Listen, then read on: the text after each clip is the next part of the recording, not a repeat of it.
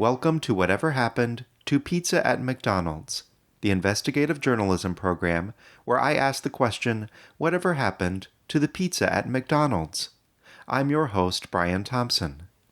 I am pleased to announce that my plans to open the University of McDonald's Pizza are proceeding quite nicely. UMP will be the first institution of higher education exclusively devoted to free thought regarding the matter of McDonald's pizza, as well as other related matters, such as whether or not a crust should be dusted with cornmeal. There is quite a bit of both physical and emotional labor involved in opening a school, which is why I unfortunately had to take a week off from creating this program. I metaphorically threw my literal back figuratively out from carrying a quite heavy sack of checks from the post office to my automobile. These checks were for the profits I have received after selling hundreds of thousands of UMP-branded garments and other items on my TeePublic store, which is heartening for two reasons. One, this proves there is great interest in the mission statement of UMP. And two, I now have the necessary funds to secure some of the costly items needed when opening an academic institution, such as sheepskin on which to print diplomas. Less heartening is the aforementioned back situation, but I am now almost fully recovered. Usually, I never go to the post office without wearing a supportive back brace, as I am expecting the eventual delivery of a custom-made panic safe sculpted to match even the most subtle contours of my bodily person. Unfortunately, the day I went to pick up my checks, my back brace was at the dry cleaners. In any event, I am now ready to proceed with the next important step of UMP's founding. But first, I feel it necessary to address an issue raised on my most recent program. When inquiring with the Spirit Halloween Corporation about potentially using their empty stores to house UMP classrooms, mention was made of contacting the company's CEO. I inquired as to the CEO's name, and the customer service representative with whom I spoke claimed not to know it. Only a short time later, it occurred to me that due to the nature of the Spirit Halloween Corporation as a purveyor of paraphernalia related to the celebration and worship of demonic figures, I should make sure this CEO is not himself a demonic figure, such as a vampire or mummy. At this point, the customer service representative became audibly agitated and insisted that she did indeed know the name of the CEO, and that his name is Steve, a pointedly non-vampiric and non-mummificate name. My suspicion was piqued, and at the risk of distracting from my primary mission of opening the University of McDonald's Pizza, I felt I must make some effort to determine the demonic nature of the Spirit Halloween CEO.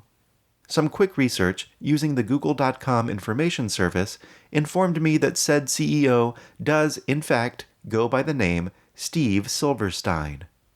But creatures from the dark universe are often known to present themselves in human guises, taking on seemingly innocuous names like Dracula and Tom Cruise. To puncture this particular ruse, I would once again have to employ one of the most oft-used tools in the journalist's bag of tricks, the art of disguise.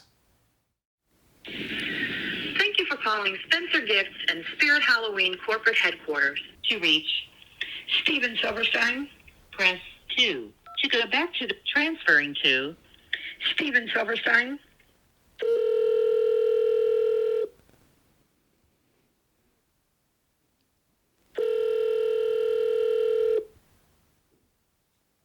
Hi, this is Joyce. I'm sorry I can't take your call right now. Leave a message, and I'll get back to you as soon as I can. Thanks for calling.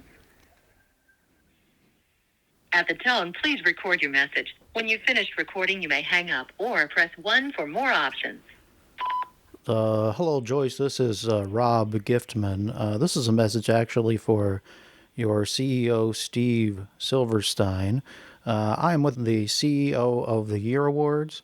I am pleased to announce that your CEO, Mr. Steve Silverstein, is the winner of this year's award. Now, we have 3 different gift options. The first is just a normal, regular Human's Gold Watch. The second is a long black cape.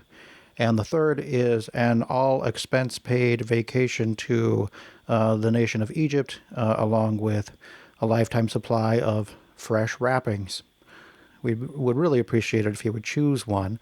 So if you could please just get in touch with us. You have my phone number. Thank you very much. Have a good evening. While I await the results of this side investigation, please allow me to return to the topic at hand. That is, the founding of the University of McDonald's Pizza.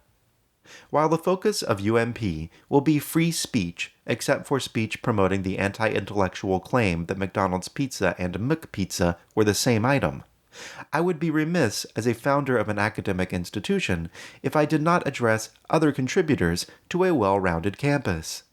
High on this list is the question of athletics. College sports unquestionably benefit society. For students, they provide a much-needed way to earn money for the school in exchange for valuable exposure. And for the adults who watch college sports from the stands or via lucrative television broadcast arrangements, they are an excellent way to vicariously relive their own college years, the last time they felt any happiness without the crushing weight of adult responsibility. But it is impossible to establish college sports teams without a college mascot.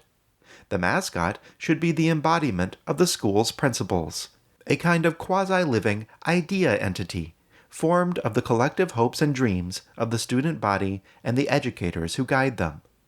The college athlete should be able to summon the spirit of the mascot into their own bodily person, imbuing them with the power to run further, throw harder, jump higher, and other skills that translate into increased ticket revenue. Some mascots are totems of power, like the mighty Bruin Bear of the University of California, Los Angeles. Others are totems of gracefulness and cunning, like the Bobcat of Texas State. And still more are simply racist. At UMP, we do not take the task of choosing a mascot lightly.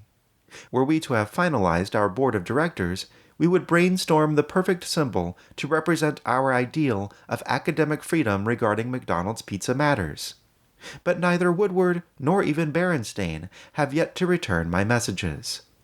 Thus, I am soliciting you, the listener, to please nominate a mascot you think would embody everything that the University of McDonald's Pizza stands for.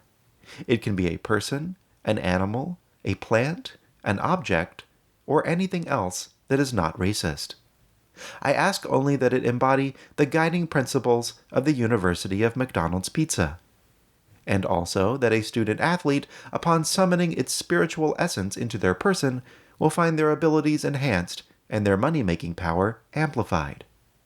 Please submit all suggestions on twitter.com to @pizza@mcd's via message either direct or indirect, or write to pizza@mcdonalds@gmail.com.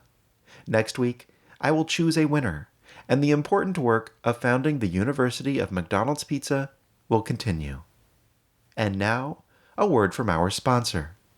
Are you tired of requesting a loan for your significant purchases and having to meet face-to-face with a lender at a bank or in an alley behind a mafia-controlled gentleman's club? With Quicken Loans, the funds you need are only a few clicks away.